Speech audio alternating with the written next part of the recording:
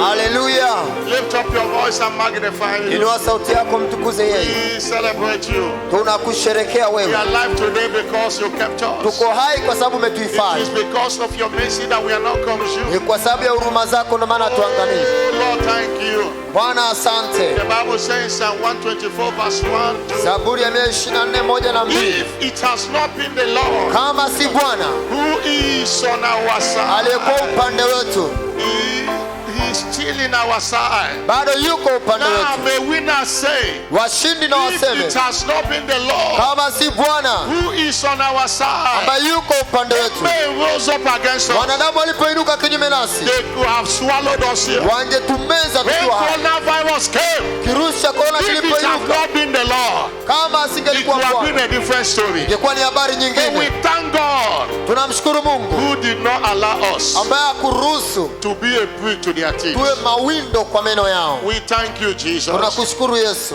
Oh, we worship you. tunakuabudu wewe. Somebody celebrate him. Msherekee yeye. Nasema asante kwa Mungu wangu. Nasema asante kwa wema wako na fadhili zako.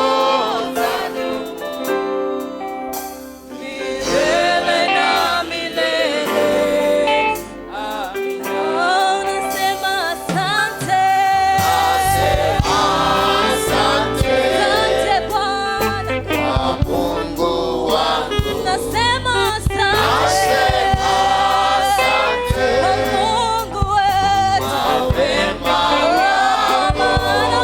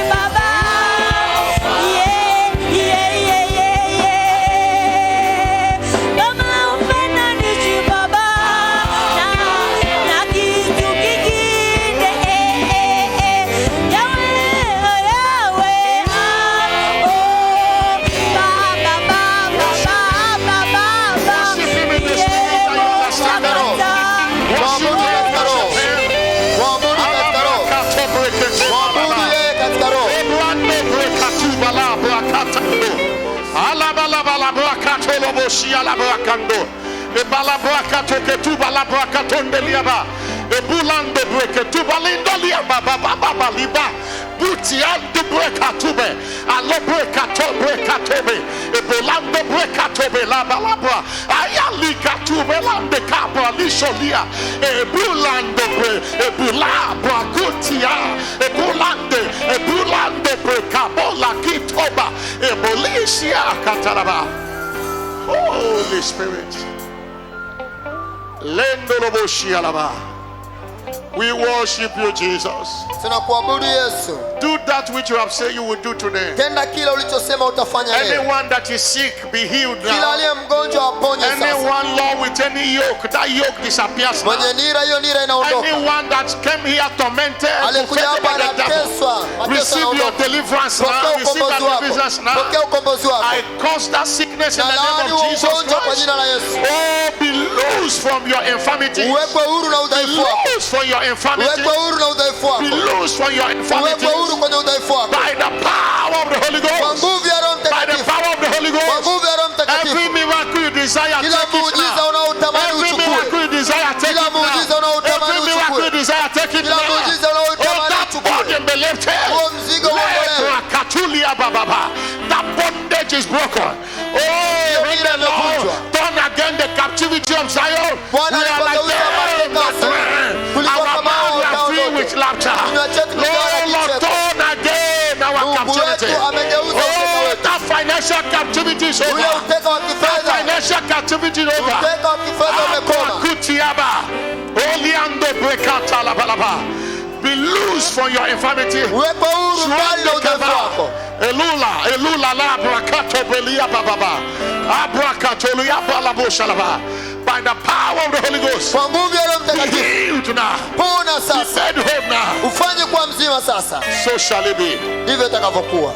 In Jesus' name. Katika jina la Yesu. Holy Spirit, Roho Mtakatifu, do what only you can do in this tenda service. kile pekee unaweza kufanya kwenye ibada hii. Perfect all that concerns your people. Kamilisha yote yanayohusiana nasi. Meet everyone as a point of his or her need. Kutana na uhitaji wa kila mmoja. Let no one return the same way he or she came here. Asiwepo mtu akurejea namna ile aliyokuja. And only you will receive the Na wewe glory. pekee pokea utukufu. In Jesus' glorious Katika name. jina tukufu la Yesu. Somebody say louder amen. Sema amina kubwa. Please be seated. Unaliketi.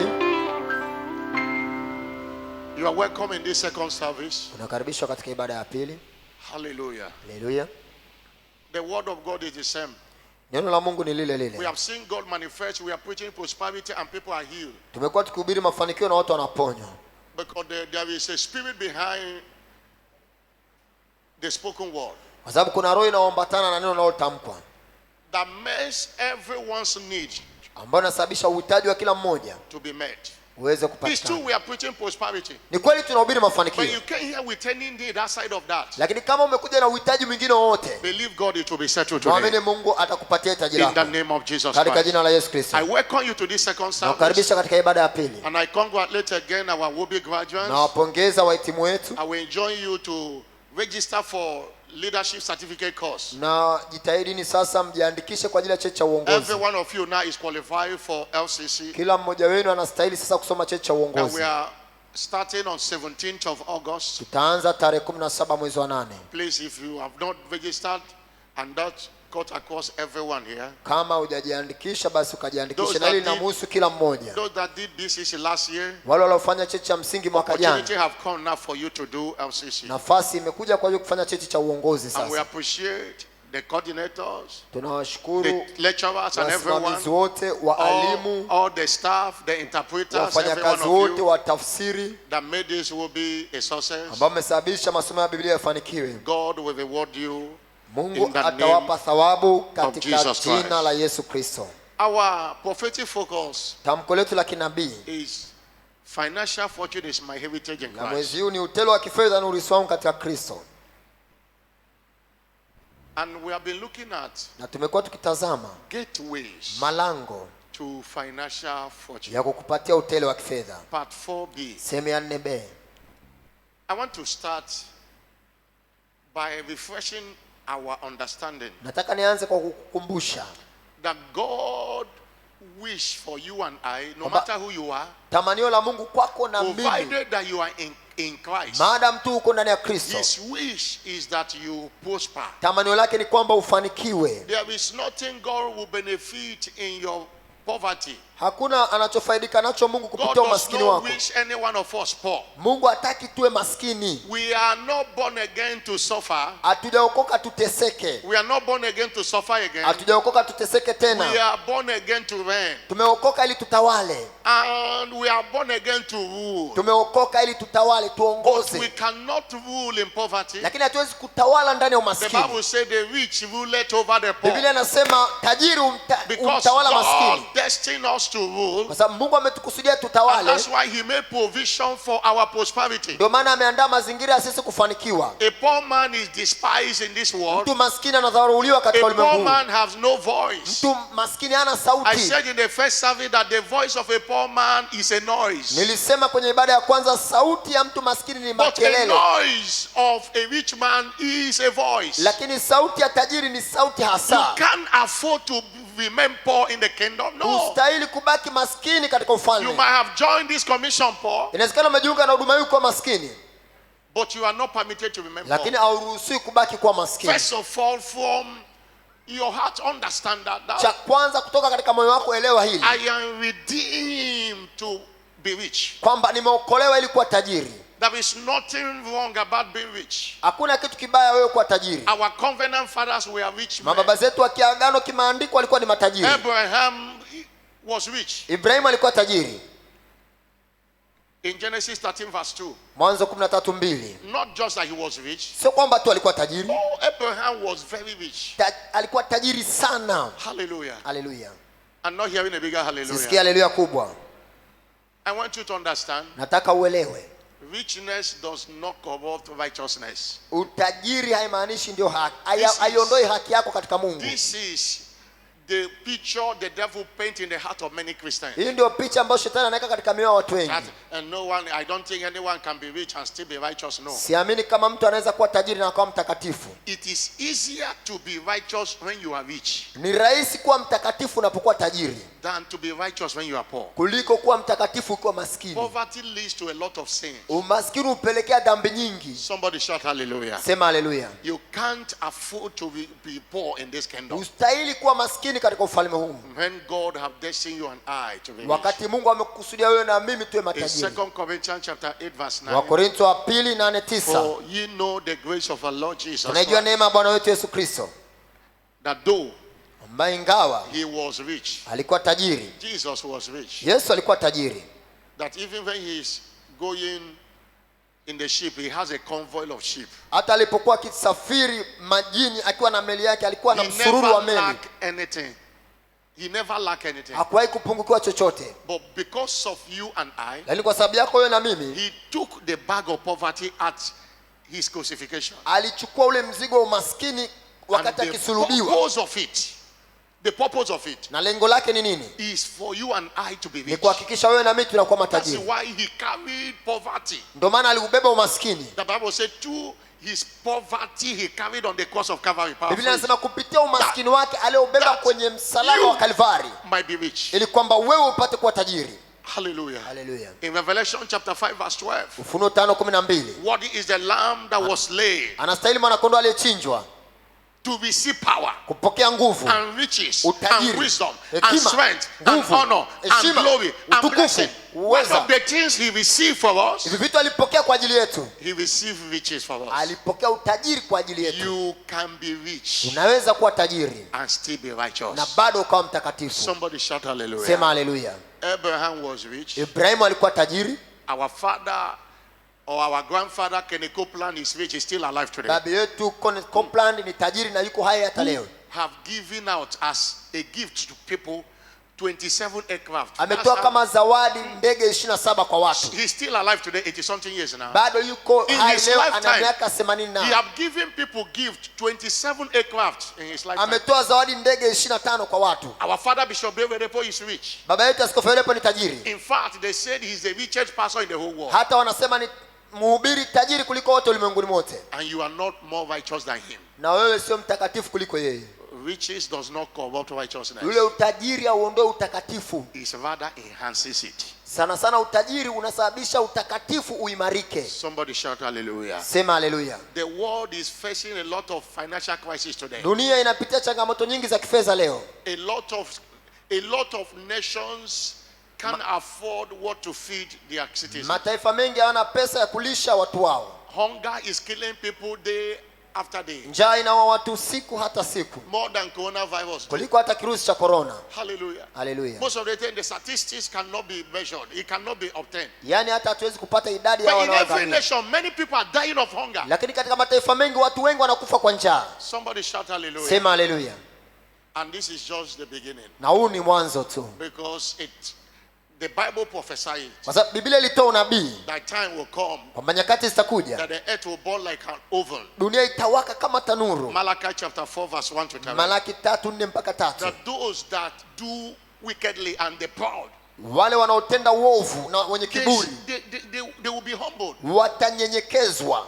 But unto you that fear my name, Lakini ninyi mlichao jina langu, that the Son of righteousness shall rise jua la haki litawazukia with healing in his wings. likiwa na uponyaji kwenye mbawa zake. The good news is that despite what is happening, Habari njema paswa kujalisha and kinachotokea what will happen, na kile kitakachotokea. every covenant practitioner Kila mtu atendeaye kazi agano will be exempted. ataepushwa. Will be exempted. Ataepushwa. You need to align yourself Unahitaji ujiambatanishe to the covenant. na agano. It is a covenant that makes your work to prosper. Ni agano linalosababisha kazi yako You ifanikiwe. know, there are people who are diligent. Thank God for diligence. Unajua kuna watu wanabidii, tunamshukuru Who kwa ajili ya work more bidii. than you, but there's nothing to show for it. Kuna watu wanabidii hata kuliko wewe lakini They hawana matokeo. walk like an elephant Wanafanya kazi kama tembo, and eat like an ant. wanakula kama nyuki. It takes to align yourself with God, Inahitajika wewe ujiambatanishe na Mungu following his covenant na ulitendee kazi agano lake. that will launch you into the realm of financial Agano fortune. hilo ndio litakuingiza katika utele wa kifedha. Hallelujah. Haleluya. Somebody shout a big hallelujah. Sema haleluya kubwa.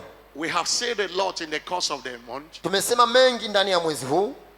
I have my notes. I know a lot of things I have taught. Ninazo notes zangu, nimefundisha mambo mengi.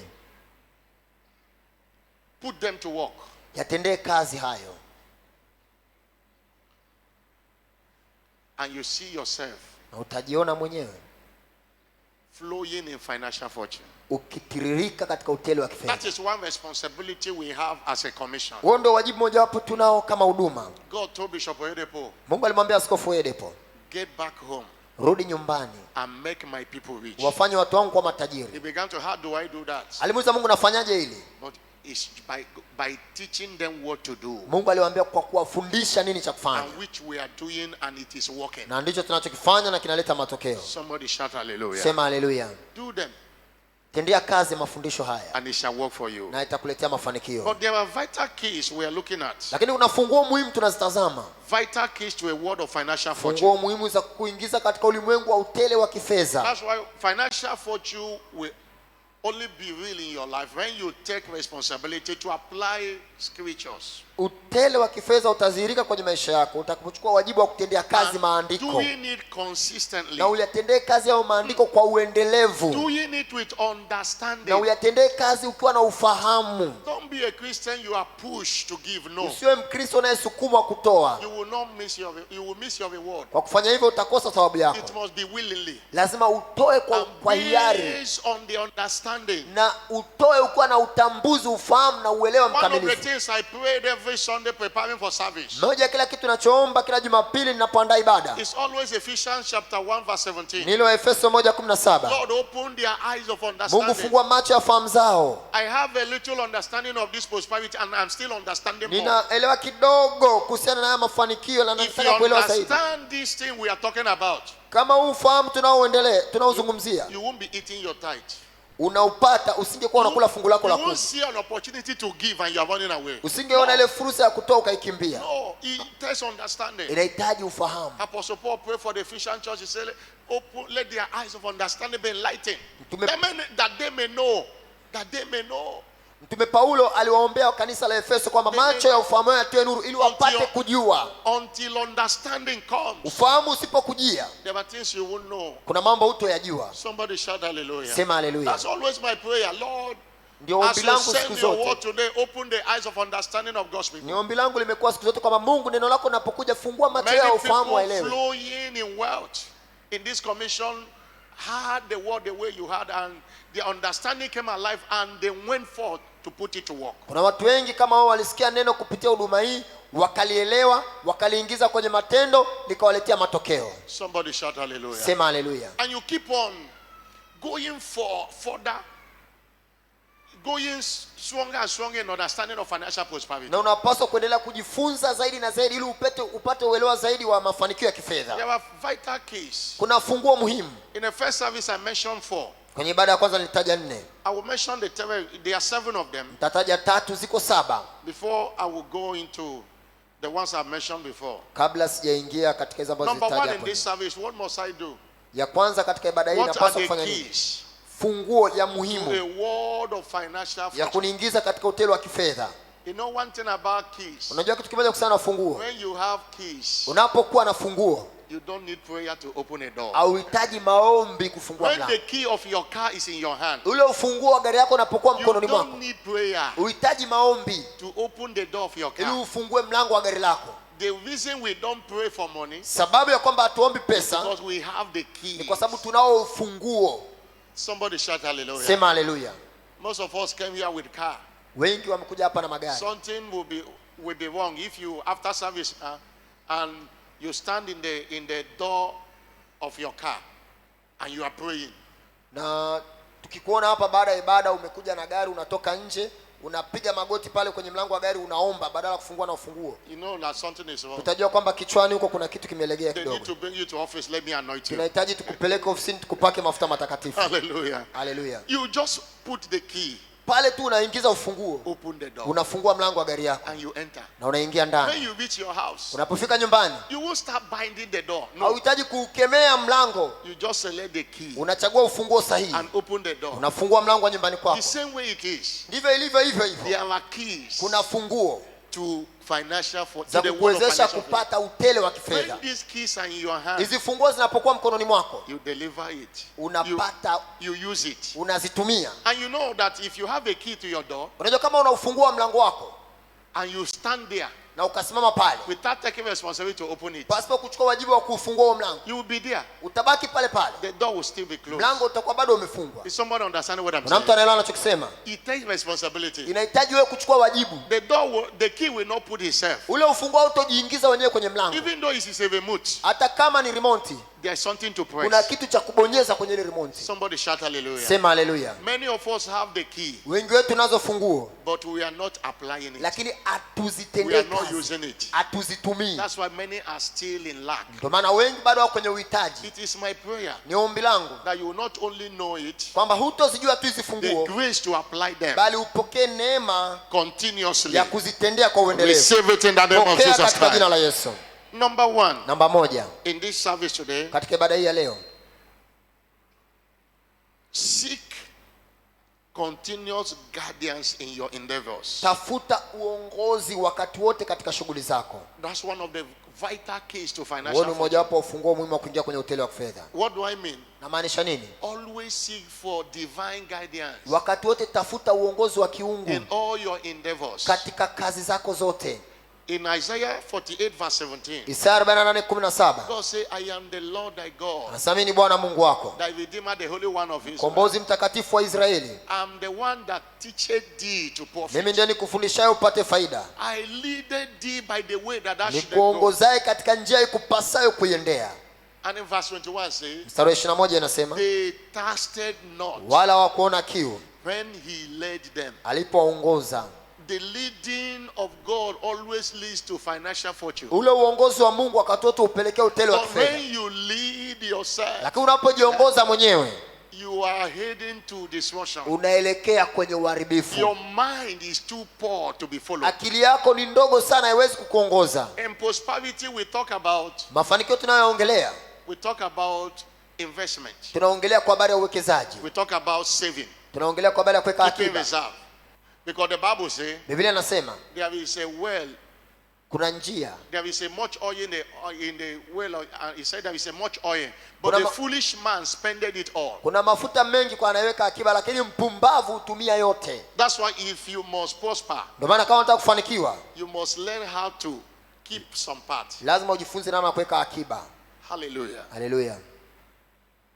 Hear this. Sikia hili. You cannot save to be rich.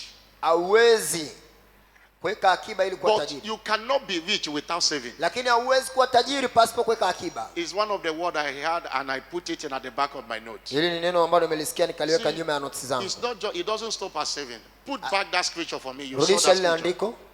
He said there is a treasure to be desired. Kuna hazina ya kutamaniwa. An oil in the dwelling of the wise. Na mafuta katika makazi ya mwenye hekima. The foolish man spended it all. Lakini mpumbavu hutumia vyote. If you are spending every income that comes to you, kama unatumia mapato yote uliokuwa na wewe ni mpumbavu. I'm not the one that call you foolish. The Bible call you. Sio mimi nimekuita mpumbavu. Biblia imekuita mpumbavu. The foolish man spend everything. Mpumbavu hutumia yote. No matter how small. Somebody may say, what if it is small? Mtu mwingine anasema, je, kama anapata kipato kidogo? If you cannot save from 10,000 shillings. Kama huwezi kuweka akiba unapopata 10,000. If you have 100,000 you cannot save from it. Hata ukipata 100,000 huwezi kuweka akiba. Hallelujah. Hallelujah. Because it takes discipline. Kwa sababu inahitajika nidhamu. It takes discipline. Inahitajika nidhamu. Say a foolish man spend all. Sasa mpumbavu hutumia vyote. But he does not stop in saving. Lakini haishiki katika kuweka akiba tu. That's why what I say, you cannot be rich by saving. Ndio maana nilisema huwezi kuwa tajiri kwa kuweka akiba. But you cannot escape saving if you want to be rich. Lakini hauwezi kuepuka kuweka akiba kama unataka kuwa tajiri. But after you have saved and get money, you want to invest. Sasa, you want to start a business. Sasa baada ya kuweka akiba unahitaji kuanza biashara. You need to be guided by God. Na kabla hujaanza hiyo biashara unahitaji kuongozwa na Mungu. Proverbs 16 verse 25. Mithali 16:25. There is a way. Kuna njia that seemeth right. Inaonekana ni sawa unto a man. Machoni pa mtu. But the end thereof. Lakini mwisho wake are the ways of death. Ni njia za mauti. Many people have had their fortune. Watu wengi wamepoteza utajiri wao. Because they don't know how to seek divine guidance. Kwa sababu hawajui namna ya kutafuta uongozi wa kimungu. In Genesis 26 verse 1. Mwanzo 26:1. There was famine in the land. Kulikuwa na njaa katika nchi. The same famine that was in the day of Abraham. Njaa iliyokuwa katika nyakati za Ibrahim. And Isaac thought of leaving that place. Isaka alikuwa amepanga kuhama katika huo mji. He decided. Aliamua to go. Kuondoka. He went to Abimelech. Alienda kwa Abimelech. And announced his departure. Akatangaza anataka kuhama. Verse 1. Mstari wa kwanza. Announced his departure. Akitangaza kuhama kwake. I've heard that it is working so much. Nimesikia huko inafanikiwa sana. It's working in Egypt. Inafanikiwa huko Misri. Abimelech, I want to go. Abimelech nataka nihame. Maybe Abimelech is say bye bye. Abimelech labda alimwaga kumwambia bye bye. We are happy to have you in our midst. Tunafurahi kuwa nawe. And God appeared in verse 2. Na Mungu akamtokea ule mstari wa pili. And said to him. Mungu akamwambia, going to Egypt. Usishuke kwenda Misri. He is going down in life. Na unapoenda Misri ni kushuka katika maisha. Despite there is famine here. Paswa kujalisha hapa kuna njaa. Don't go to Egypt. Usiende Misri. That guidance. Uongozi wa kiungu made Isaac rich. Huo ulimfanya Isaka awe tajiri. Isaac cancels everything. Isaka akairisha ile safari yake. And stayed in that land. Akabaki katika ile nchi. And in verse 12. Mstari wa 12. Isaac sowed in that land. Isaka akapanda mbegu katika nchi ile. And received in the same year. Akapata mwaka ule ule 100-fold. Vipimo 100 and the kwa kimoja. Na Bwana akambariki. And the man was great. Na ule mtu akawa mkuu. Went forward. Akazidi kustawi.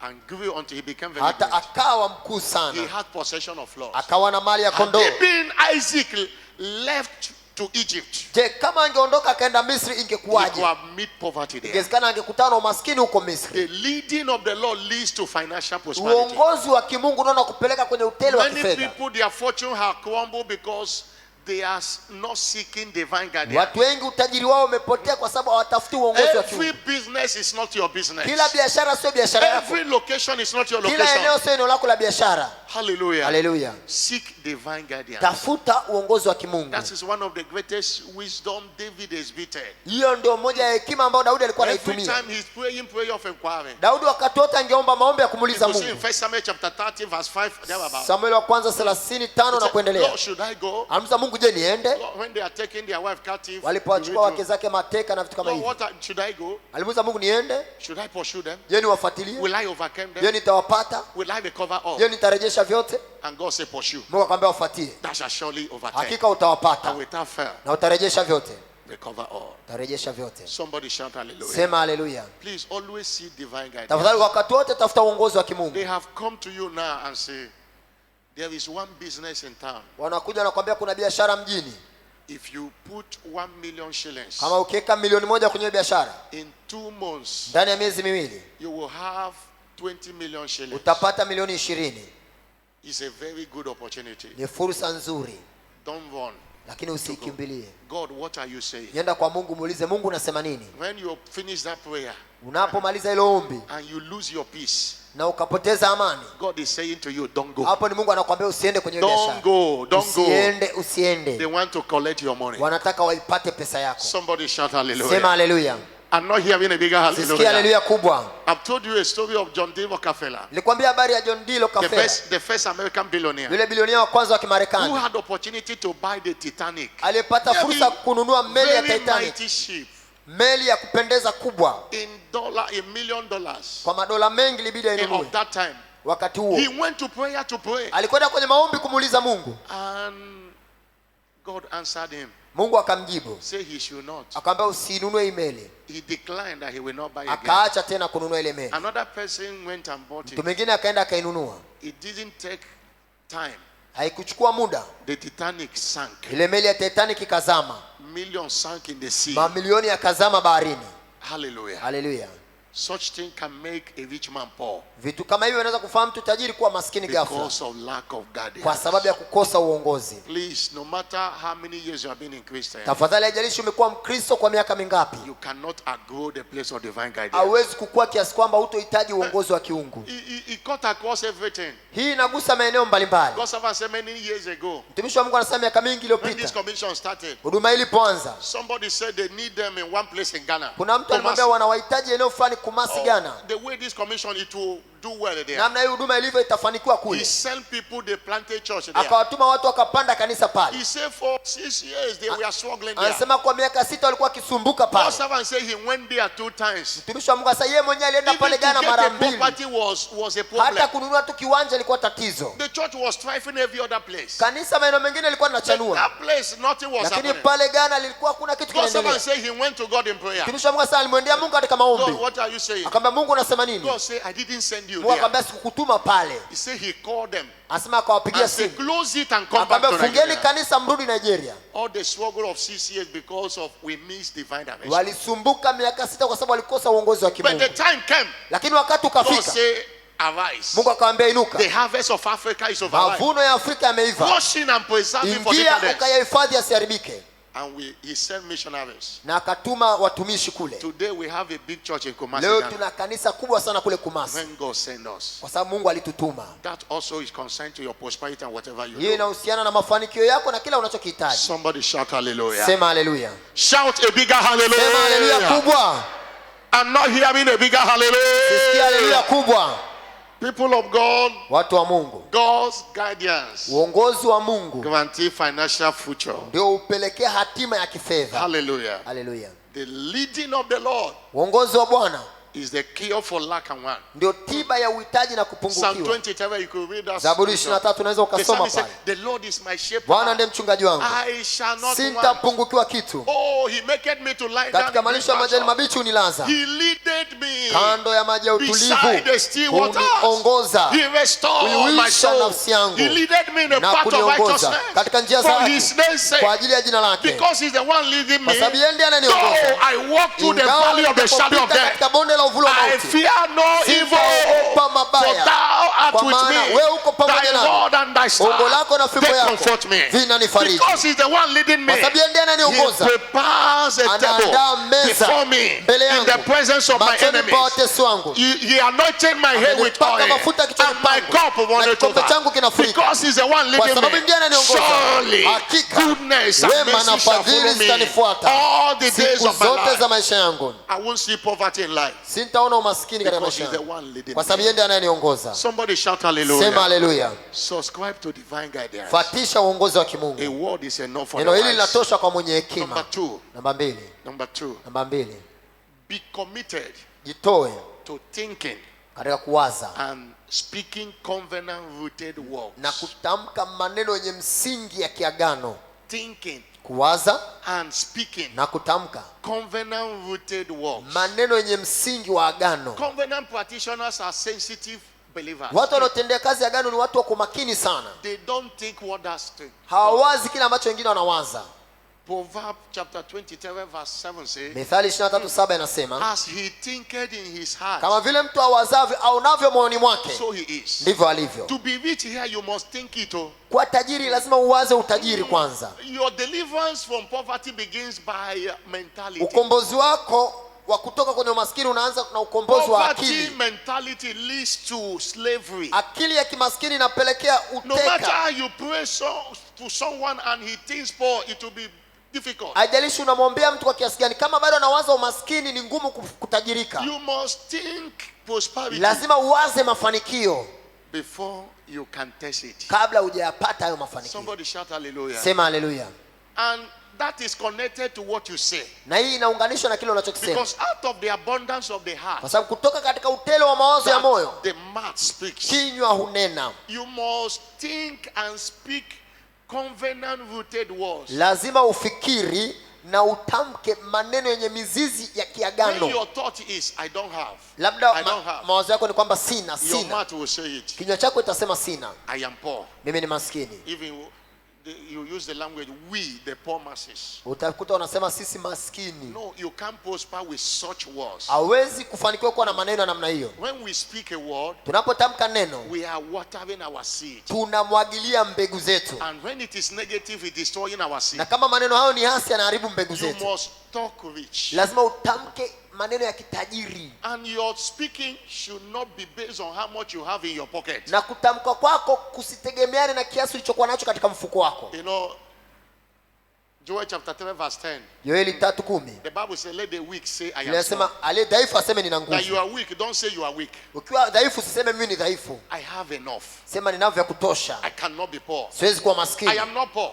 Mimi sio maskini. I'm not lacking anything. Sipungukii kitu. Despite that there is no shillings in your Kwa pocket. kujalisha hakuna shilingi katika pochi yako. Because what you say is what you will create. Kwa sababu kile unachokitamka ndio You unakiumba. can create prosperity by what you are saying. Unaweza ukaumba mafanikio kwa kile And you unachokisema. can also create poverty Na unaweza ukaumba by umasikini what you are saying. kwa kile unachokisema. Proverbs 18 verse 21. Mithali 18:21. Death and life Mauti na uzima are in the power of the tongue. viko katika uwezo wa ulimi. They that love it shall eat the food thereof. Wale waupendao watakula matunda yake. Psalm 35 verse 27. Zaburi 35:27. It's a no, Psalm 35 verse 27. Okay. He 35:27. said, let them shout for joy Washangilie na kufurahi and favor the righteous. wapendezao na haki yangu. Let them say Na continually. waseme daima. Let them say continually. Waseme daima. Let God be magnified. Bwana atukuzwe. That have pleasure in the prosperity of his servant. Apendezwaye na mafanikio ya Let them mtumishi wake. say. Waseme. It's not God that will say it. Sio Mungu atakaye God will kusemea. only confirm what you say. Mungu atathibitisha kile Let them unachokisema. say continually. Waseme daima. I am not poor. Mimi si maskini. You see us announcing every time. Unatuona kila saa tunatangaza This hapa. church is a church of the Hili rich. kanisa ni kanisa la We matajiri. can't say no. It's a church of the rich. Hili ni kanisa la matajiri. And that makes the devil mad. Na inamkasirisha And he shetani. knows we are not. We meant what we say. Tunamaanisha tunachokisema. Most times you say no devil can gather where we are. Wakati wetu tunasema hakuna shetani We anaweza know kusanyika the way tulipo. we talk. People might call it pride, but it's not pride. Watu wanaweza kuita ni kiburi lakini si kiburi. Somebody shout hallelujah. Sema haleluya. God's servant talk his way to the top. Mtumishi wa Mungu alijitamkia hata akaja He kwa said mkuu in those days kileleni. in Kaduna, Anasema alifika Kaduna huko. his car doesn't look anything fine because he was riding Beatles and that Beatles was most of the time they push it. Gari lake lilikuwa linaonekana sio cha kupendeza wala sio gari zuri kwa sababu lilikuwa ni bito ambalo lilikuwa lina changamoto pia.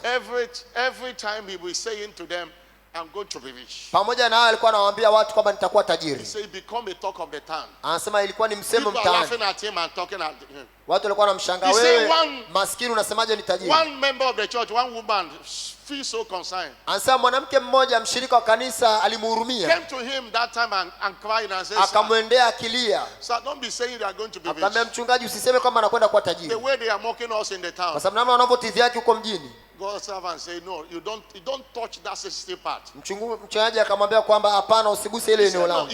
no devil can stop you. You know what he saw. Akasema hakuna shetani anaweza kunizuia nisiseme And anayosema. he said the next day he climbed altar to preach. Sasa siku iliyofuata aliposimama kuhubiri, He said, one of you came to me showing concern akasema kuna mtu mmoja alikuja that I akinihurumia, should not be saying I'm going to be rich. akiniambia nisiseme kwamba nitakuja kuwa tajiri. Let me tell you the truth. Labda niwaambie I'm ukweli, not only going to be rich, sieji kuwa tajiri tu, I'm going to be the richest. nakuja kuwa tajiri kuliko And he wote. said the woman there started laughing. Sasa yule mwanamke aliyemwambia akimwonea huruma alianza kucheka. Hallelujah. Hallelujah. The pocket was not determine what you say. No. But the Kile revelation. kilichoko katika mfuko wako kisiamue nini utakachosema, bali ule ufunuo uliokuwa nao. Somebody shout hallelujah. Sema haleluya. Don't use your mouth destroying the covenant you are practicing. No. Usitumie kinywa chako kuharibu agano unalotendea kazi. You know in Hapana. Ecclesiastes chapter 5, Mhubiri 5. verse 6. Ecclesiastes chapter 5 verse 6. Mhubiri sura ile ya 5 He mstari wa said, the 6. Bible says, suffer not thy mouth Biblia inasema usiruhusu kinywa to chako cause thy flesh to sin. kikukoseshe mwili wako, Neither say that before the angel wala usiseme mbele ya huyo that malaika it was an evil. kwamba ilikuwa ni kosa. When you say something, Unapotamka kitu, the angel pick it malaika wanachukua and God fix it for you. na Mungu You analitimiza don't kwako. tell the angel it was an evil. Usimwambie malaika nilikosea And he nikatamka said hayo. God will be angry with you Sasa kwa nini Mungu and akukasirikie destroy the works na of your kujaribu hand. kazi ya mikono yako? Mind what you say. Kwa makini If you unachokisema. are a, he said, don't let your mouth to make a total sinner of you. Usiruhusu Message Bible. kile kinywa chako kikoseshe utende dhambi. God to account. You won't get by with sorry. Na I didn't mean it. utakapoitwa usije ukasema kwamba mimi sikumaanisha Angels nilichosema. won't hear, sorry, I didn't mean it. No. Even though you are saying it jokingly. Malaika hawataelewa kwamba sikumaanisha, hata kama unatamka kiutani. And say, why this provoking God to angry? Sasa kwa nini Retaliation. kwa maneno yako mfanye Mungu akukasirikie? That's the message translation of that Hiyo Bible. ni tafsiri ya They message. won't hear sorry. It was a joke. Oh, no. Malaika wanaochukua maneno hawataelewa kwamba unamwambia kwa bahati mbaya nilitamka haya maneno. Covenant people Watu wa kiagano doesn't say I don't have money. hawasemi sina pesa, Food have finished in my kitchen. kwamba chakula kimeisha nyumbani. You don't say such word. Hausemi maneno ya namna hiyo. I have plenty money. Unasema nina pesa nyingi. Somebody shout hallelujah. Sema haleluya. God servant say when they employed the first accountant in this commission, Mtumishi wa Mungu anasema walipomwajiri one of the laws mhasibu wa kwanza never say there is no wa money. huduma hii walimpa Any sheria ya day you say kwanza. there is no money, Walimwambia usiseme hakuna pesa. you are sacked. Wakwambia siku ukisema hakuna pesa kwenye akaunti unafukuzwa And one day- kazi. Siku moja Truly there was no money anywhere. hakika hakukuwa na pesa. The name is, he said, Philip. Huyo jamaa alikuwa anaitwa Philip, We are akamwita paying the Philip. staff by 1 p.m. Akamwambia itakapofika saa 7 mchana And utawalipa Philip said, wafanyakazi. yes, sir. Yule Filipo akaitikia ndiyo Bwana. And close to 1 p.m., Na ilipokuwa inakaribia ile saa 7 mchana, somebody that was going to Lagos say he have to follow from a place called Makurdi to Kaduna. yule mtu alikuwa akisafiri kwenda Lagos, anasema aliongozwa ageuke aende Kaduna, That God sent him to bring something to Bishop kwamba Oyedepo. Mungu alimtuma apeleke kitu kwa Askofu Levi And Oyedepo. that was the exact amount to pay the salary. Na pesa aliyopeleka nilikuwa na pesa inatosha kulipa wafanyakazi wa huduma. Had he been said there is no money, sir, Je, Filipo angemjibu kwamba hakuna pesa bwana? that Ingekuwa miracle could have been lost. inawezekana ile neno lingefuta hiyo pesa ilikuwa inakusudiwa kuletwa. Mind what you say. Kuwa makini na kile unachokisema. Somebody shout hallelujah. Sema haleluya. I'm not hearing a bigger Sikia hallelujah. haleluya kubwa. That's why God's servant said recently that Ndio maana hivi karibuni mtumishi wa Mungu alisema that covenant people are very sensitive. kwamba wale watu wanaotendea kazi ya agano ni watu makini sana. Somebody might be paying tithe, giving offering, Mtu anaweza kuwa analipa fungu la 10, but the words of your mouth lakini yale maneno ya kinywa chako is the little forces that spoil them. ndio vile vimbwea vidogo vinavyoharibu mzabibu. Wrinkle your tongue, Kuwa makini na kinywa chako, and it begins by your thought. na hii inaanzia na mawazo yako. Think prosperity, Waza mafanikio, talk prosperity, tamka mafanikio, and you shall see na prosperity. utaona mafanikio. Somebody say amen. Sema amina. And finally, Mwisho, keep number 3 now. namba 3 sasa, Keep rejoicing dumu ukifurahi to assess your returns. ili upate marejesho. Harvest can be hindered Mavuno yako yanaweza kuzuiwa by lack of gladness, kwa kukosa furaha, by depression, kwa kuwa na msongo wa by mawazo, sadness. kwa huzuni. Joel chapter 1 verse 12. Yoeli 2:12, Joel chapter 1 verse 11 and 12. Joeli 1:11 na 12. Keep rejoicing. Dumu ukifurahi. He said, be ye ashamed, O ye husbandmen. How? O ye vine dressers, for the wheat and for the barley, because the harvest of the field is Kwa perished. sababu mavuno ya mashamba yamepotea. The vine is dried up. Mzabibu The umesinyaa, fig tree languished. mtini nao The umeivia, pomegranate tree, na the mkongoma, palm tree na also, mtende, the apple na tree, mtafoo, and all the trees na of the miti field yote ya are mashambani withered, imekauka, because joy kwa sababu furaha is withered away imekauka from the sons of men. katika wanadamu. Be joyful. Kuwa na furaha, Be joyful. kuwa na furaha. As you are giving, be joyful. Unapotoa dumu ukifurahi, After giving, be joyful. baada ya kutoa furahi. Don't allow depression of any kind. Usiruhusu mgandamizo wa Don't allow mawazo, sadness of any kind. usiruhusu huzuni ya namna yote. As you rejoice, Unapodumu ukifurahi, it leads to thanksgiving and praise, hii hupelekea shukrani na sifa, and you cause the earth na utasababisha nchi to yield its harvest. itoe mazao yake. Psalm 67 verse 5 and 7. Zaburi 67:5, 6 na He 7. said, let the people praise you, Lord. Watu Let wote all the wa people praise kushukuru you. Mungu, watoto wa kushukuru. Then the earth Ndipo nchi will yield her increase. itatoa mazao yake. NIV is call it harvest. NIV inaita mavuno. Hallelujah. Haleluya. And if you are not joyful, you can't be praiseful. Kama una furaha huwezi kuwa ni mtu wa sifa. If you are not joyful, you cannot be praiseful. Kama una furaha huwezi kuwa mtu wa sifa. People of God, Watu wa Mungu, a word is enough for the wise. neno hili latosha kwa mtu mwenye hekima. Those who are here in first service, Wale walinisikia ibada ya kwanza, we mentioned be spiritually minded. tulitamka uwe mtu wa kiroho. That the blessing of God comes spiritually, and only spiritually minded people Baraka can za come in. kimungu zinakuja kwa njia ya rohoni, lazima uwe wa kiroho ndio And you should uzipate. engage tirelessly in covenant Namba 2, practice. ujitoe kutendea kazi agano You kiendelevu. don't tithe, begin to tithe. Kama utoe You fungu la don't 10, give anza worship kutoa offering, fungu la begin to 10. give worship Kama offering. utoe sadaka ya ibada, You anza kutoa don't sadaka ya help the ibada. poor, begin to help the poor. Kama wasaidii maskini, anza You kuwasaidia don't give to maskini. your parents, begin to give to your Kama wapi parents. wazazi, anza kuwapa. You don't give to the prophet, begin to do. Kama wapi manabii, anza kuwapa. Hallelujah. You don't give towards kingdom advancement, begin. Kama utoi kwa ajili ya ufalme, anza kutoa kwa ajili ya ufalme. Practice the covenant. Tendea kazi ya agano. It begins by being a tither. Hii inaanza kwa wewe kutoa fungu la 10. And somebody say, how can everybody give? Plan your giving. Plan it. Kuna mtu anasema unawezaje kutoa katika maeneo hivi? Kaa chini, weka mikakati, mpango mkamilifu. Don't give under duress. Usitoe tu kwa sababu unasukumwa tu na mazingira, It is hapana. when you do it willingly that there is blessing. Kwa sababu baraka inapatikana pale unapotoa kwa hiari yako. Don't come to the say where you are forced to give. No. We don't force people to give. Usifike mahali ambako unasukumwa kutoa, Because hapana. whether you give or not, Hatuwasukumi watu kutoa, we are enjoying an open heaven. kwa sababu sisi tunafurahia God mbingu has zilizo never wazi. left himself without bringing what for his work. Mungu hajawahi kutuacha kutupatia pesa kwa That's ajili ya why we kazi don't yake. force anyone. Ndio maana hatumlazimishi If yote. there is a need, this is a free will. Kama Free- kuna that's what free uhitaji, will. watu wanatoa kwa There are hiari many people zao. who didn't give offering and nobody forces you. Hata sadaka ulipotoa Nobody hapa, even hakuna know. aliyekulazimisha. Don't give under duress. Usitoe kama mtu Have unayesukumwa understanding kutoa. of the covenant and Kuwa na do that. uelewa wa agano na ulitendee kazi agano, And don't be stingy. na usiwe mbairi. Stinginess leads to poverty. Ubairi upelekea umaskini. Somebody shout Sema hallelujah. haleluya. We also mentioned that you should walk in financial integrity. Tulisema utembee katika uadilifu wa kifedha pia. Don't engage in fraud, Usiingie katika udhalimu, duping udanganyifu, people, kuwaibia watu, crookedness. udanganyifu. It will not lead you anywhere. Hiyo haitokupeleka Stealing. popote. Kuiba, The curse of the Lord is in the house of a thief. laana ya Bwana iko katika You can't nyumba prosper ya with mwizi. stealing. Huwezi kufanikiwa kuwa na tabia hizo. Hallelujah. Haleluya. When you steal, the fear there. Oh, they will catch me. There Una, are people who have money. They can't even take it to the bank. They can't take it to the bank. kuna watu wana pesa hawezi hata I know kuzipeleka in my benki. country, there are most of them. There's no place they have not found money. They have no place that because they will catch them in the bank.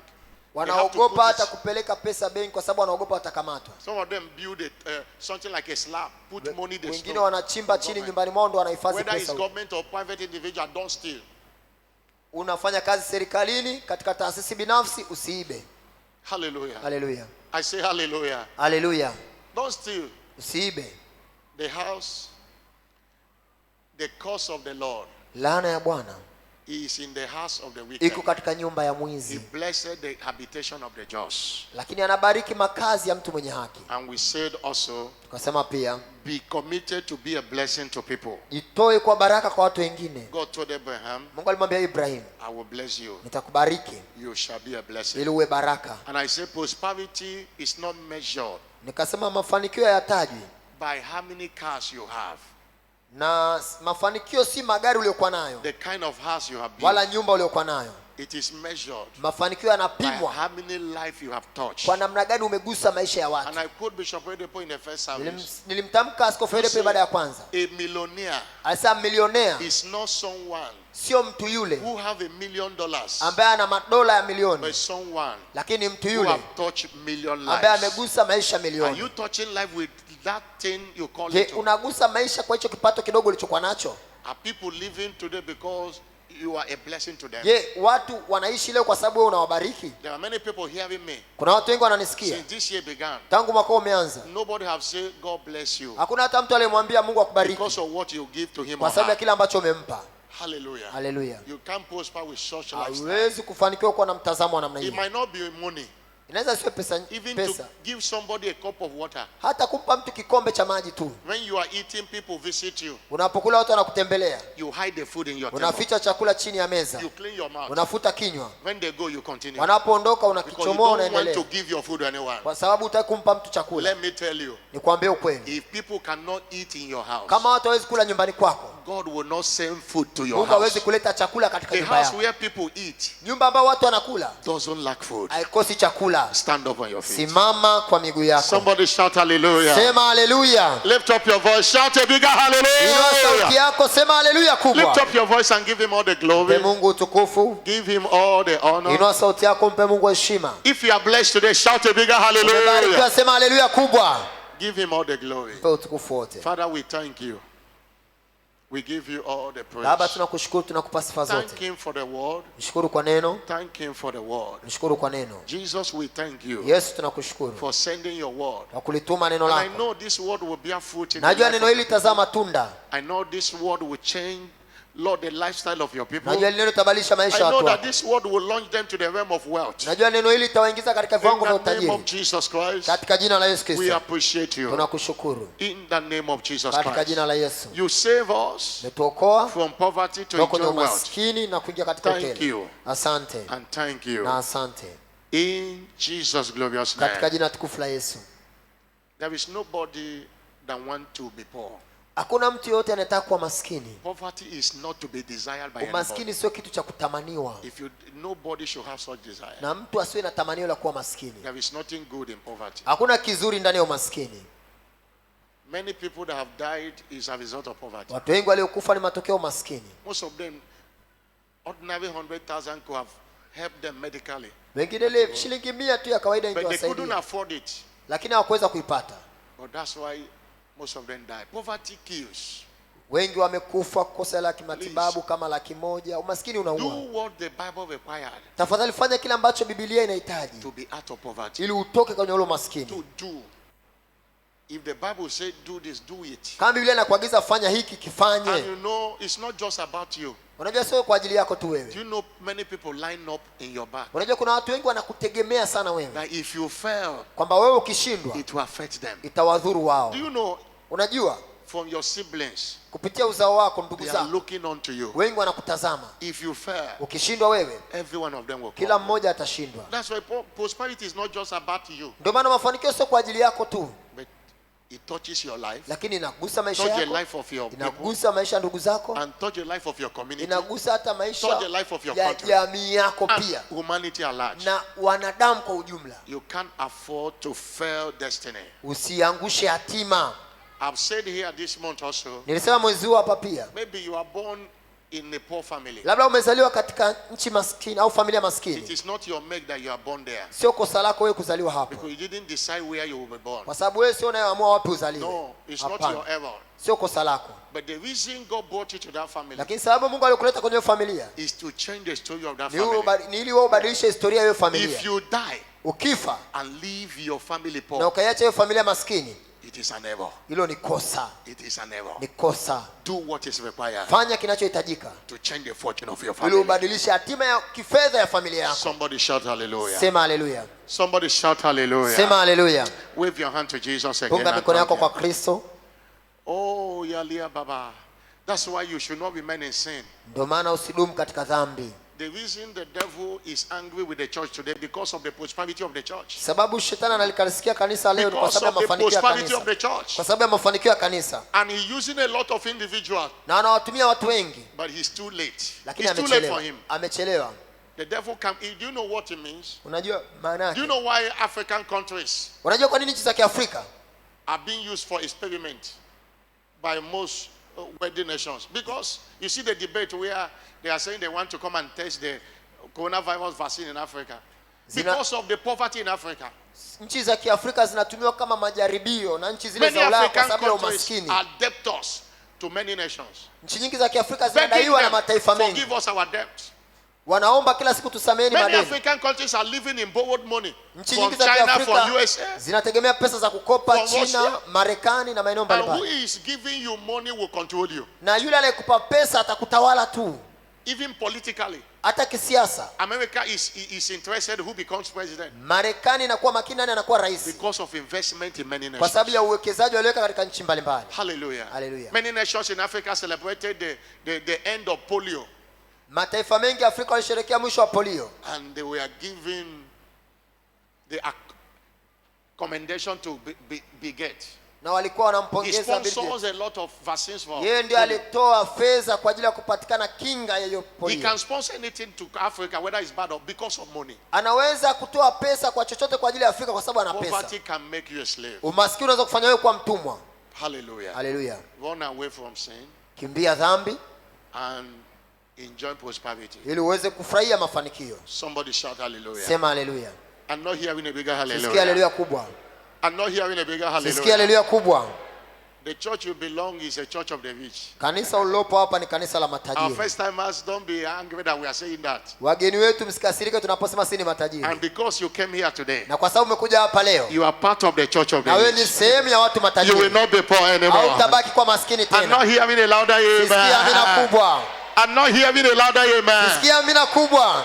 But Proverbs 28 verse 13. Look at what Mithali it says. 28:13. He said, he that covereth his sin Afichaye dhambi zake shall not hatofanikiwa. prosper. Hatofanikiwa. Shall not prosper. Hatofanikiwa. Don't cover your sin. Oh. Usifiche dhambi When you zako. confess it Unapozikiri, and forsake it, unapoziungama na you kuziacha, obtain mercy. unapata rehema. Romans 9:16 say, Warumi 9:16 nasema, it is not of him that si willeth, kwake yule nor atakaye, of him that runneth, wala yule but akimbiaye, of God that bali showeth Mungu mercy. aonyeshaye rehema. His mercy will make you rich. Rehema zake za kufanya kuwa tajiri. Don't cover your sin. Usifiche dhambi zako. That is why I want to pray for you. Ndio maana nataka nikuombee.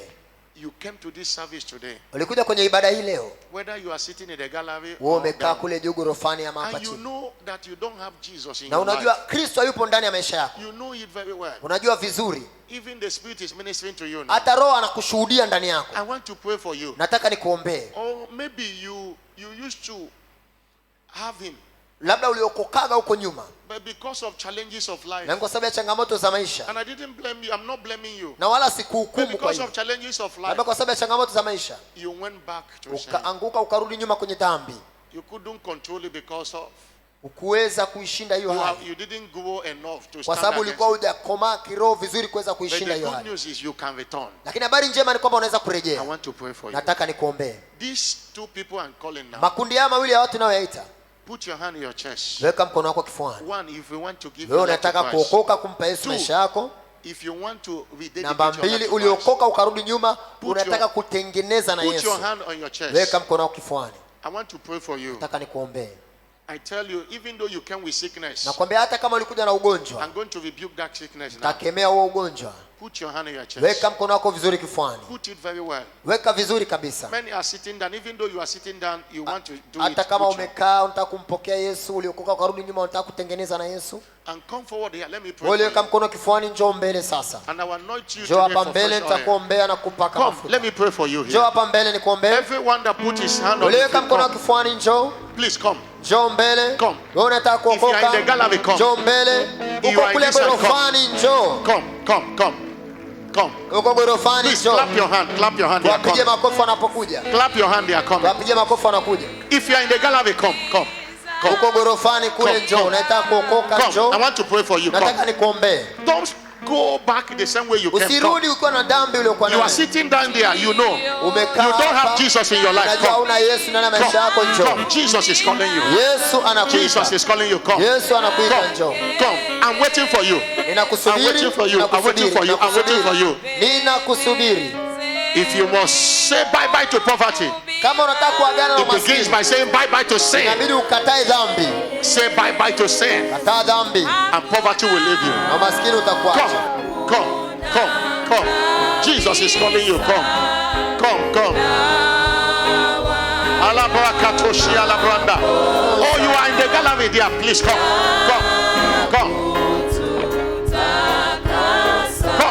Jesus is calling you. Yesu anakuita. Jesus is calling you. Yesu anakuita. I am still waiting for you. Bado I'm still ninakusubiri. waiting for you. Bado ninakusubiri. People of God, clap your hand for Jesus. Watu wa For Mungu Jesus. tuwapigie makofi. As you are hailing Jesus, He's bringing them. As you are hailing Jesus, they will bring them. If you are there at the gallery, Bado come. uko. Unataka Jesus is calling you. kuokoka. Unataka kumpokea Yesu. Jesus is calling you. Come and receive Him. He said, come unto me, all ye that are heavy laden, Njooni kwangu wenye and I will mizigo, give you rest. nami I will nitawapumzisha. give you rest. I will give you Nitawapumzisha. rest. I will give you rest. Nitawapumzisha. Oh, come and learn of Him. Njooni mjifunze kwangu. Jesus. Everyone remaining in congregation, come. We are waiting for Wewe you. ambaye bado umekaa huko njoo tunakusubiri. The congregation, sit down. Msanyiko mketi. But if you know you are meant to be here, come. We are Kama still waiting unataka for you. kuja njoo.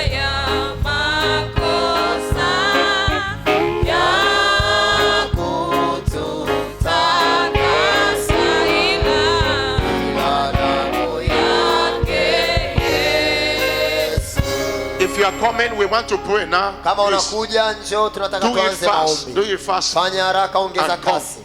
Your life will never remain the same. Na maisha yako yatabaki kama alivyokuwa mwanzo. Come. Jesus is calling Njoo, you. Yesu anakuita. Jesus is calling you. Yesu anakuita. Your life will never remain the same. Maisha yatabaki kama alivyokuwa mwanzo. Oh, you came here, not just you, but your family. Ulikuja wewe, Something new will happen in your family.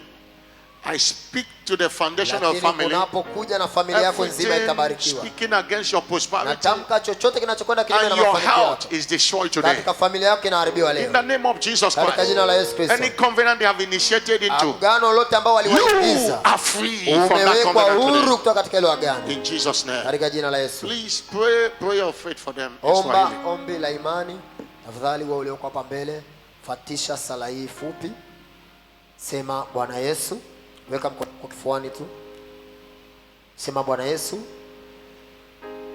asante kwa neema yako iliyonivuta kwako. Ninakiri ya kwamba mimi ni mwenye dhambi.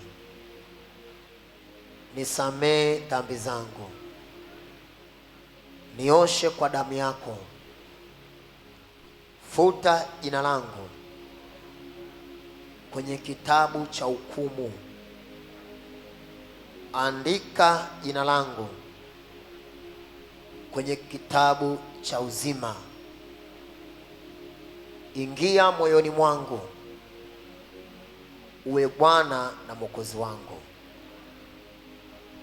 Kuanzia leo ninakiri ya kwamba nimeokoka. Nitakufuata na kukutumikia siku zote za maisha yangu. Amen.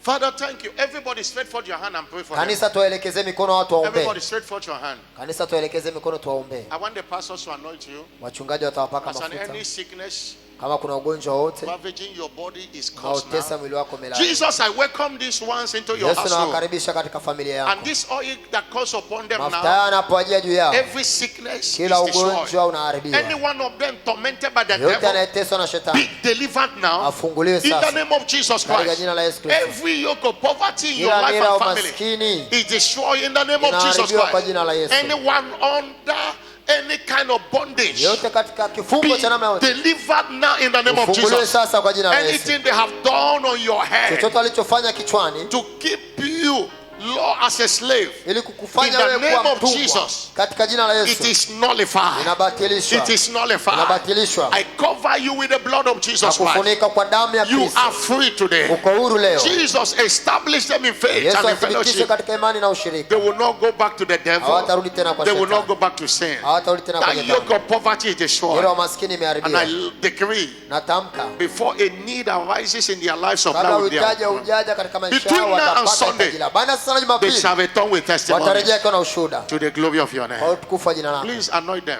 Tuwapake mafuta. and speak a word in their life. Natamka neno juu ya maisha yao. You are free. The Holy Uhuru. Ghost comes upon you Roho by Mtakatifu that oil. anakujia kwa kupitia mafuta hayo. Kandalaboa shulia babalaboa kiato. Alikaba lebrando breketole ya bababa. Kandalaboa katushia. Ebrando bala brashu bela brakatelia bababa. You are free, you are free, you are free, you are free. Uhuru. You are free, you are free. Ambalaboa katupesho katolia bababa. Pando breke tu shakito la bralanda liba alande lande lande lande lande lande lande lande lande akatu shikatuba abando breke tu shikataba li chola brali shwa makute lande brake toka la lande la bushi ibulande kiato brela balaba shwa bala brakatu shikato brelando elobalando breketunde libalindo brakatu belia ishuande kabala brakatu belande kia abale bashika tupela balaba. Whosoever the Son of Man sets free Yule is ambaye mwana wa free. Mungu anamweka huru yuko huru kweli kweli. Lose your grip over her. Mwachie huyo, She's free forever. yuko huru milele. Let her stand up. Tusimame. Simamisha huyo mtu, simamisha Who is huyo. welcoming them? Nani anawapokea wageni? Congratulations, congratulations, congratulations. Hongera. Our church officials will speak to Wahudumu you. wetu wako upande wa kushoto. Hallelujah. Haleluya. Please follow Wafuateni them. watumishi wa Mungu upande wa kushoto. People of God, clap your hand Upande for huu. Jesus. Kanisa tumpigie Yesu Clap your makofi. hand for Jesus.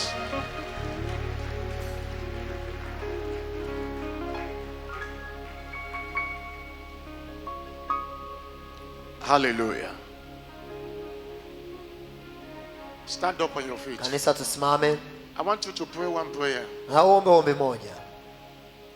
Binding every spirit and every yoke of poverty in your family and life. Vunja na kuharibu kila nira ya umaskini Say, katika by maisha yako na this familia yako. financial fortune banquet service, Kupitia ibada hii ya I karama ya am utele wa free from kifedha. poverty. Niko huru mbali na My umaskini. family is free. Familia yangu iko No huru. more lack and want in our Hakuna family. uhitaji tena. Lift up your voice. Inua sauti The Bible yako. says, whatever you bound on the earth Inasema shall be bound in unalolifunga heaven. duniani limefungwa na Whatever you mbinguni. lose on the earth shall be loosed in Unalolifungua duniani na heaven. mbinguni limefunguliwa. Oh, Jesus, we are free. Yesu tuko No huru. one here will be under the bondage of poverty. Hakuna atakayekuwa kwenye In kifungo the cha name of umaskini. Jesus Christ. Katika jina la Yesu Kristo.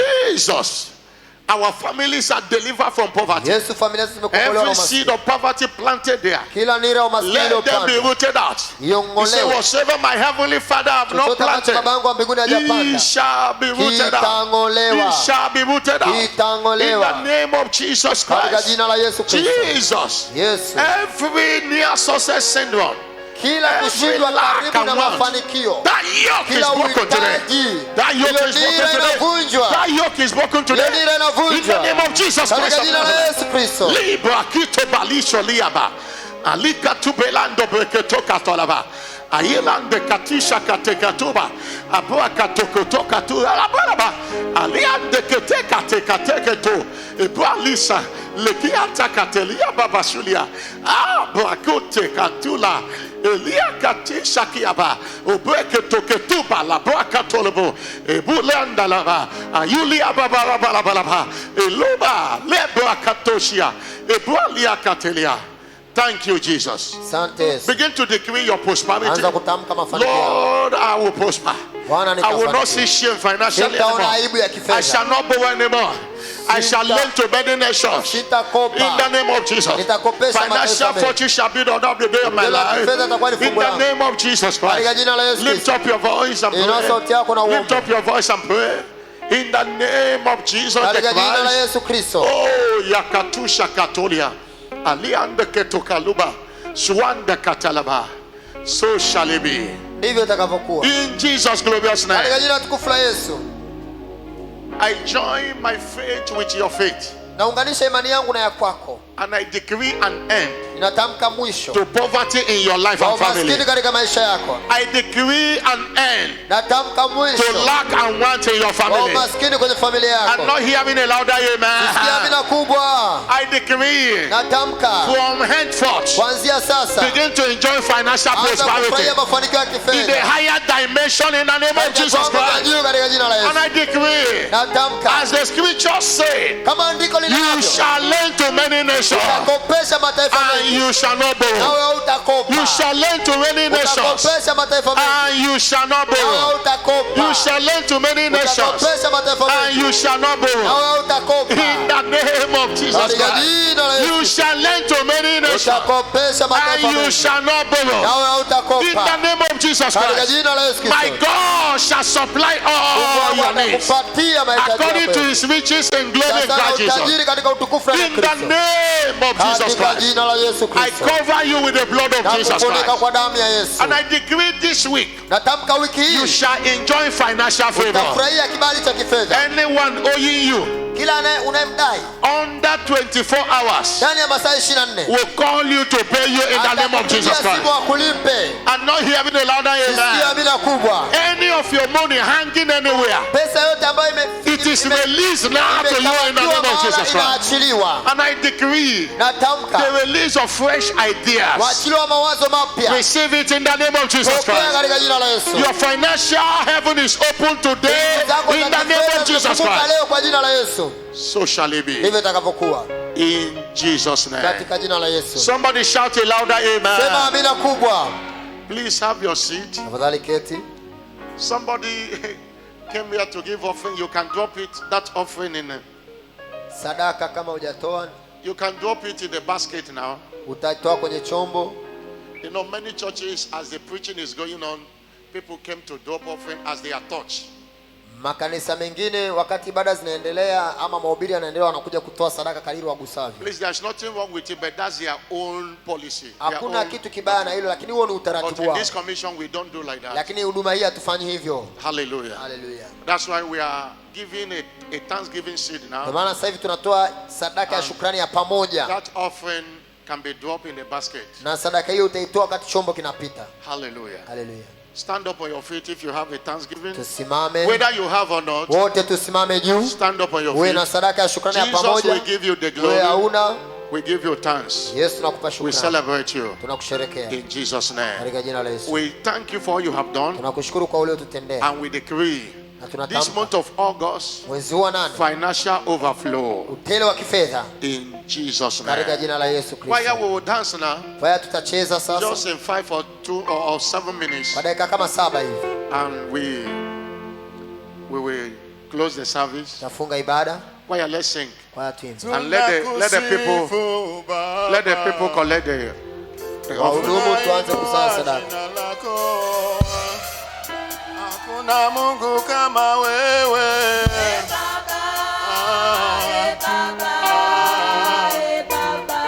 Tunakusifu Baba. Tunainua jina lako. Hakuna Mungu kama wewe.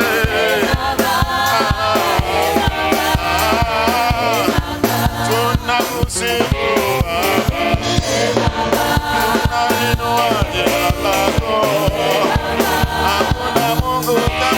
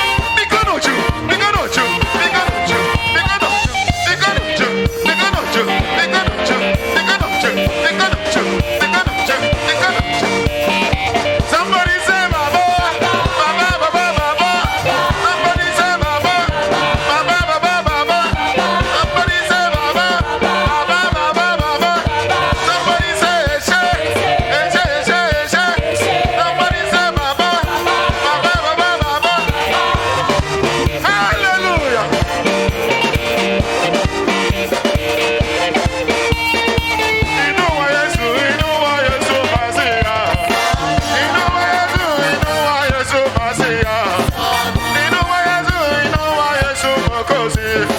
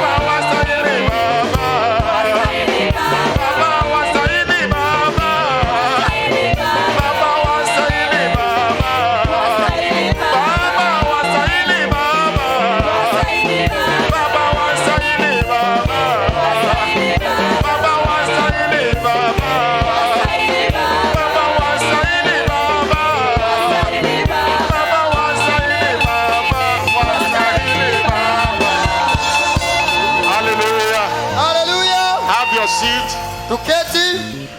Before we close this service now, Kabla tufunge ibada hii sasa, I want to use this privilege to welcome those coming to this church for the first time. tena watumie fursa hii kuwakaribisha wale wanaokuja katika kanisa hili kwa mara ya kwanza. Today is your first time coming to Winners Chapel, Banana, Dar es Leo Salaam. ni mara ya kwanza umeabudu nasi katika kanisa la Washindi Banana. You were invited, or one thing or the other, Jesus brought you here today. Ulikaribishwa kwa njia moja ama nyingine, Yesu amekuleta hapa leo. Please carry your bag and Bible Tafadhali beba begi lako na Biblia. and come forward here. Let's pray for you. Njoo mbele hapa tukuombee. Come forward here. Wewe ni mgeni, umeabudu pamoja nasi kwa mara ya kwanza. Tafadhali njoo mbele upate baraka za Continue kichungaji. that song. Oye wangu, Tuendelee ule wimbo moyo wangu. come. Kwa hiyo wewe mgeni njoo mbele. Ambaye ni mara ya kwanza unabudu pamoja nasi. Come. Today is your first time. Njoo, leo ni mara ya kwanza unabudu pamoja nasi, njoo mbele. Today is your first time of coming to this church. Come. Leo ni mara ya kwanza unabudu pamoja nasi.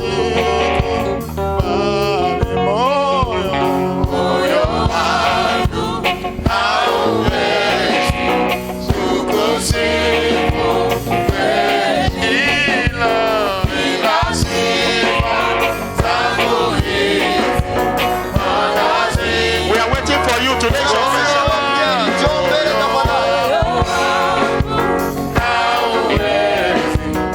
Mgeni njoo mbele, tunakusubiri wewe.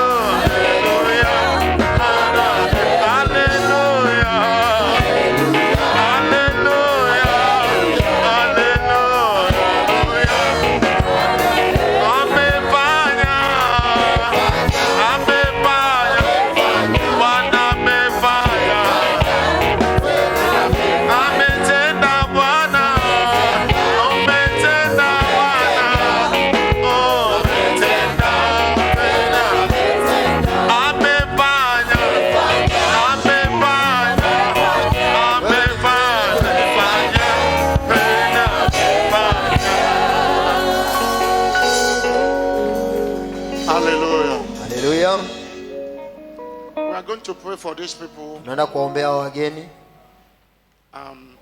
God will answer us. na Mungu atatujibu. Hallelujah. Haleluya.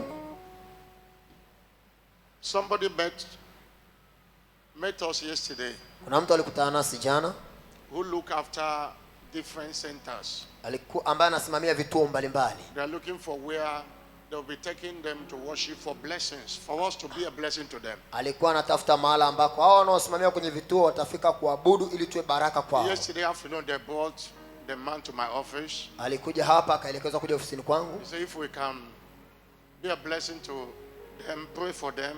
Akasema kama tutakuwa baraka kwao na kuwaombea, provide transport for them to come here and to go back. Na kuwapatia usafiri wa kuja hapa na kurudi. And I said to them, why not? That is why we are here. Nikawaambia kwa nini tusifanye hivyo, kwa sababu hilo ndio kusudi letu siku hapo. And today they said they'll come second service with same bus. Kwa hiyo tulikubaliana nao, na leo baada ya ibada ya kwanza tuliwatumia mabasi. We have people here from Ebenezer Center. Wanatoka kwenye kituo cha Ebenezer. We have another one from Society of Disabled and Widows. Kituo kingine ni kwenye hiyo jamii ya wasiojiweza na wajane. And also we have albino children pia wa Lani. Na hicho kituo cha watoto maalbino wanapojifunza. And we have, I don't know what this one. Kuna kituo kingine cha Mnazi Mrefu Center for Widows. Hiki ni kituo kiko Mnazi Mirefu kwa ajili ya wajane. Na kuna Kiwalani Albino Center pia. Apart from others invited by our Wobi graduates. Mbali na wageni walioalikwa na wahitimu wetu wa masomo ya Biblia. Most of these people are here and they need our blessings. Watu wengi wako hapa, hawa wanahitaji baraka zetu. They came here for one need or the other. Wamekuja hapa kwa na uhitaji mmoja ama mwingine. Maybe one sickness or the other in their body. Labda kuna kuna ugonjwa namna moja ama nyingine mwilini mwao. That is what the church of God is all about. Hiyo ndio kazi ya kanisa la Mungu. Hallelujah. Hallelujah. I know that them coming here today. Najua kuja kwao hapa leo, something have happened in their life. Kuna kitu tayari kimeshatokea katika maisha yao. I want to demand the whole church to stand up. Nataka niombe kanisa zima lisimame. Stretch forth your hand and pray for them. Tuwaelekezee mikono, tuwabariki. Mimina moyo wako waombee. Jesus, you know their hearts. Yesu, unajua mioyo yao, unajua mahitaji yao. Jesus, Yesu, let their challenges be turned to testimony. Changamoto zao zigeuzwe kuwa shuhuda. They have come to this land of liberation. Wamekuja katika ardhi ya ukombozi. This city of liberation. Mji wa ukombozi. This hall of auditorium of liberation. Madhabahu ya ukombozi. Liberate them. Wakomboe, wakomboe, wakomboe, wakomboe. Jesus, heal them. Yesu, one of them sick now. I command that sickness to leave them. I command that sickness to leave them. I command that sickness to leave them. I command that sickness to leave them. I command that sickness to leave them. Lose your grip over them now in the name of Jesus. Any one of them, Lord, with any sentence of death, I cancel it in the name of Jesus Christ. Jesus, release them from every bondage. Release them from every bondage. Release them from every bondage. Release them from every bondage. In the name of Jesus Christ. You didn't create them so. But when men slept, the enemy came and sought them. Any one of them, Lord, tied down by the devil. Let them be released now. Let them be released now. In the name of Jesus Christ. Jesus. Thank you. Asante. You are God that hears the prayers of your people. In Jesus' glorious name. Somebody shout it louder. Amen. You are blessed. We are going to close service while they are here. Most of them in those centers, the associate pastor will have a word with them. Every other one will meet our invitees here today. Hallelujah. Hallelujah. Remember that as we do, we decided since the time of COVID-19 that every last Sunday, to help our members and those that come to church who are in need of food, we decided every last Sunday we provide something as a church to share to them. We have clothing materials. We have clothing materials. We have food items, rice and other things. And after we share the grace in our, Baada ya those kushirikiana na mafadhili that need them, wale wanahitaji chakula, given. nguo, those mtagawiwa. organizing it organize very well to make sure that everyone that need will not go empty-handed. Wale mnaosimamia hili simamieni vizuri kuhakikisha kila mwenye uhitaji wa chakula, mavazi anapata. 4 p.m. today, Saa 10 jioni leo we are going to have our Miss of the Year Night of Praise. tutakuwa na zile sifa za katikati ya mwaka. We'll be coming back to praise God for all He has done for us. Tutarejea jioni hiyo saa 10 kumsifu Mungu kwa yote aliyotutendea. God deserves our praise. Mungu anastahili sifa zetu. I don't want you to miss it. Sitaki ukose jioni ya leo. Few hours from now. Masaa machache toka hapa. Hallelujah. Hallelujah. Our covenant of prayer continues Saa yetu ya kiagano ya maombi inaendelea tomorrow to Saturday, kuanzia kesho from mpaka tomorrow to Friday, Ijumaa. 5:30. Muda ni saa 11:30. On Saturday morning is going to be our covenant day of trumpet. Jumamosi asubuhi itakuwa ni siku yetu ya And kiagano ya the matarumbeta. time is 6 a.m. Muda ni saa here 12 at Banana and Mbagala Center. asubuhi hapa Banana na kituo cha Mbagala. This Wednesday is our midweek miracle communion Jumatano service. hii ni baada yetu ya ushirika mtakatifu. Holding here at Banana, Inafanyika hapa Banana, Basic Kimara, Mbezi Kimara, Mbagala, Mbagala and City Center. na kule The mjini. time is 5 p.m. Muda ni saa 11 jioni. Be part of it. Tafadhali shiriki. God bless you. Mungu akubariki. Don't forget, and every one of you who are hearing me now, Usisahau na kila mmoja ananisikia sasa. this church is going to organize business training and entrepreneurship training. Kanisa hili litaanza Skills. mafundisho ya Training jasiriamali, in skills. ujuzi mbalimbali What we call skill acquisition. ambao tuleta namna ya kukupatia ujuzi wa Both kijasiriamali members and kwa non-members. washirika na kwa wale ambao sio washirika. From the 7th of September Itakuwa tarehe 7 mwezi wa 9 to 12th of September. mpaka tarehe 12 mwezi wa 9. We want you to know. Tunataka ujue. We want to empower you for wealth. Tunataka tukuwezeshe ili upate You utajiri. can register at the Kiara Sport entrance. Unaweza kujiandikisha ili Stand kupata there mafunzo at the pale love nyuma kwenye entrance. mlango. Kuna We have wahudumu. many names who have already registered. Kuna majina mengi ambayo tayari wamejiandikisha. Please bear with us. We have to shift the date to September. Tafadhali Let's tuvumilie. use August to prepare everything. Tumebadilisha And ratiba also, kwenda mwezi wa We 9 don't want you to ili clash with our WOBI we are doing on kupisha 17th. nafasi katika masomo ya Biblia We yanayoendelea have mwezi wa to 8. shift it forward. Kwa hiyo tunasogeza mbele. Please, you can adjust your program also to be Tafadhali part of it. na unaweza ukaweka ratiba zako ili kuweza kushiriki. Second week of September. Ni wiki That ya is, pili God ya bless mwezi wa you. 9. Mungu Every one akubariki. of you can be part of it. Kila mmoja wenu anaweza kushiriki mafunzo haya Next ya Sunday, kijasiriamali. 2nd of August shall be our prophetic entrance service. Leo Jumapili ya kwanza ya mwezi ujao itakuwa ni ibada yetu ya kuingiziwa We kinabii. shall be releasing blessings Tutakuwa kiachilia baraka upon our lives juu ya maisha yetu as a for the services we have rendered to God since the year began. kwa ule utumishi tuliotoa kwa Mungu tangu mwaka umeanza. Every one of you is invited also. Kila mmoja anakaribishwa. God bless you. Mungu akubariki. I know many people that come to our church for the first time. Najua watu wengi wanaokuja kanisani kwetu kwa mara ya kwanza, They always confess that they love our church. mara nyingi huaga wanakiri kabisa kwamba wamelipenda kanisa I know letu. that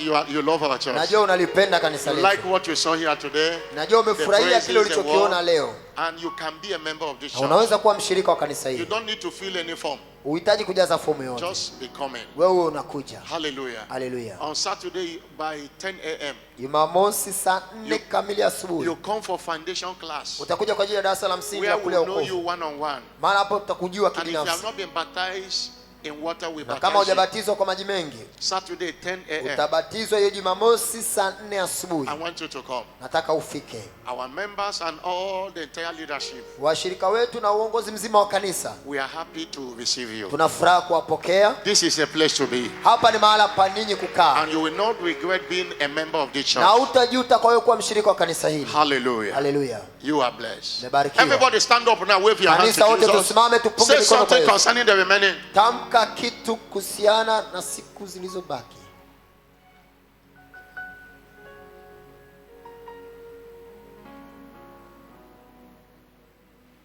Hallelujah. Haleluya.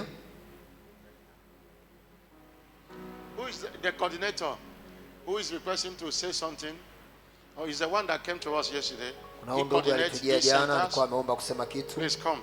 Tafadhali njoo. Just, you say you want to say something, Ulisema unataka kusema they will kitu interpret. Just in 2 minutes. kwa dakika 2 tu. Bwana asifiwe. Praise God.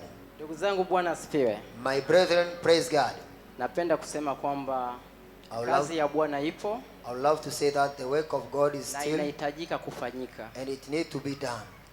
Na ningependa kwanza kuomba samahani za dhati. I would love to ask sorry from the depths of my heart. Kwamba nilitolea ushuhuda na hili kanisa. That I got a testimony through this church. Na mtu mmoja niliyekutana naye anaitwa Frankie. From a person who I met called Frank. Na mimi pia nilimtolea ushuhuda. And I also gave him a testimony. Kipindi niko Nairobi. When I was in Nairobi. Na watu wa ustawi wa jamii. With the people of welfare. Ikiwa imefadhiliwa na watu wa Plan International.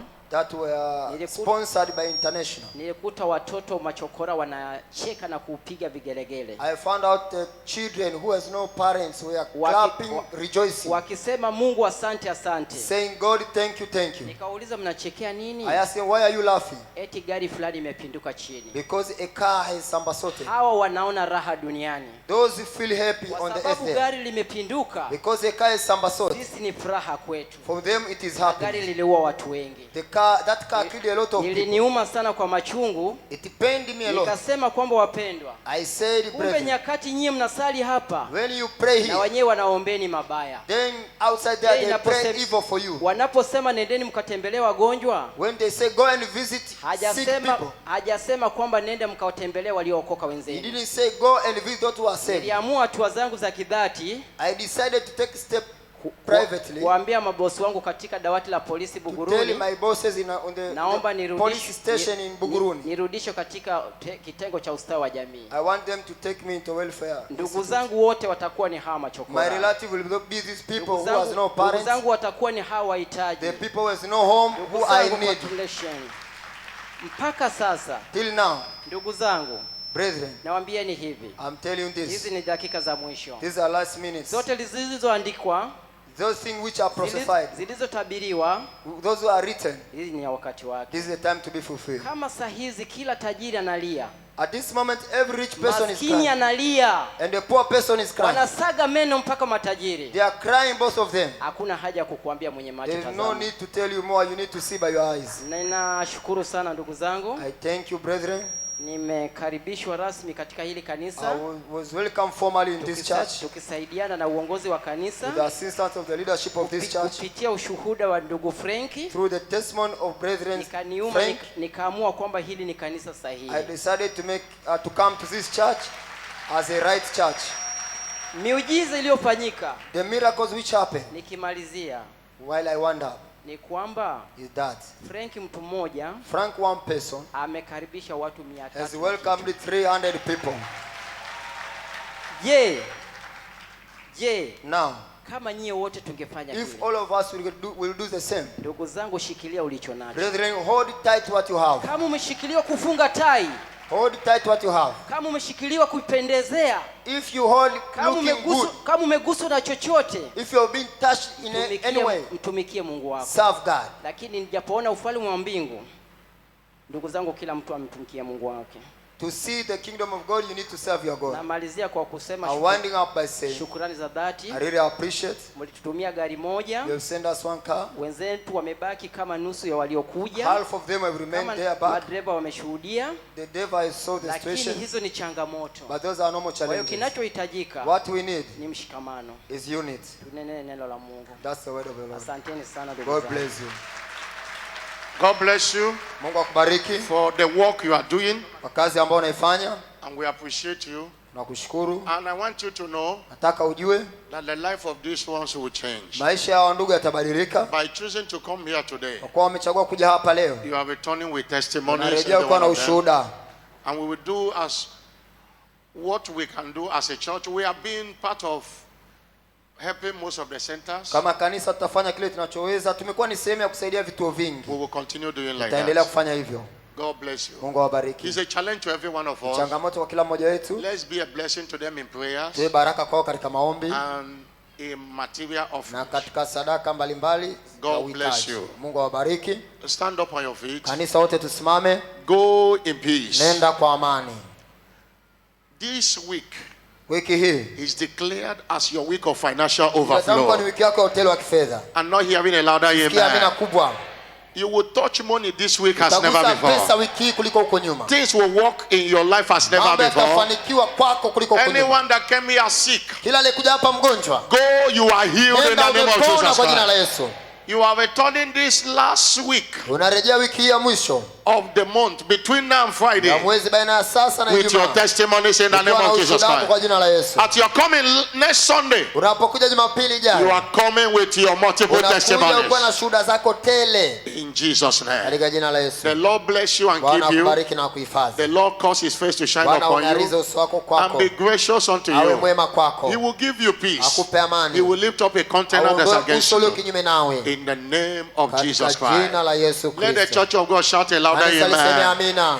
Please, as we close, as we share the grace now, Naposhikamana na fadhili please sasa, anyone can go. They will use one of these places to talk to them, and whatever that is a need, we'll look at it. kanisa liende, basi watakaa hapa Every other tutaongea nao. person that is not part of the centers that came, you follow our church officials where they are. God bless you. Mgeni yule ambaye It is my year of breaking katika limits. vituo, unaweza kuwafuata watumishi wetu Then pale. what eyes have not seen or ear Unapata heard kuvunja mipaka, shall be kile your ambacho experience macho all through the year hayajasikia, 2020. itakuwa fungu lako mwaka wote 2020. Congratulations. Hongera. Amen and amen. Amina na amina. And surely Hakika God's goodness and mercy Mema shall follow us atatufuata all siku the zote za days of maisha our yetu, lives, and we nasi shall tutakaa dwell in nyumbani the house mwa of the Lord milele na forever. milele. Amen. Amen. Please, congratulations. Hongera. Congratulations. Hongera. Remember 4 p.m. today, Kumbuka saa 10 jioni the leo, praise night, be part of it. ule jioni ya sifa inaanza. Please, those who are not part of the centers, please follow our Wewe church kama ni officials. mgeni na utoki kwenye hivi vituo, wafuate watumishi wetu. Wale mliotoka kwenye vituo, mliotutembelea, mbaki hapa hapa.